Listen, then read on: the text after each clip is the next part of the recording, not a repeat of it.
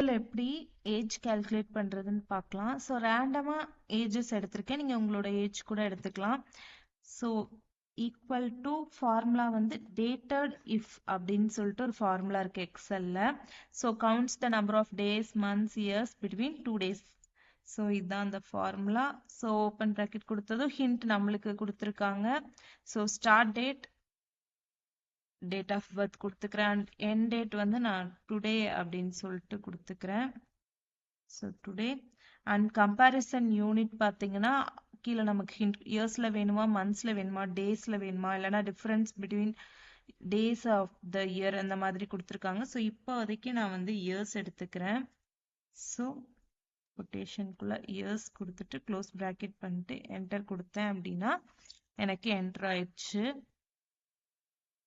So இப்போ track பண்ண அப்படின்னா எனக்கு வந்துட்டு எல்லா செல்லுக்குமே வந்துட்டு காப்பி ஆயிடும். ஸோ இது எந்தெந்த இடத்துல யூஸ் பண்ணலாம்னா, நீங்க ஏதாச்சும் ஒரு ஜாபுக்கு மல்டிபிள் நம்பர் ஆஃப் எம்ப்ளாயிஸ் எடுக்கிறீங்க, பிலோ 35 இயர்ஸ், பிலோ 40 இயர்ஸ் அந்த மாதிரிலாம் எடுக்கிறீங்க அப்படின்னா அவங்களோட டேட் ஆஃப் பர்த் யூஸ் பண்ணி இந்த மாதிரி ஏஜ் கால்குலேட் பண்ணி நீங்க ஃபில்டர் பண்ணிக்கலாம்.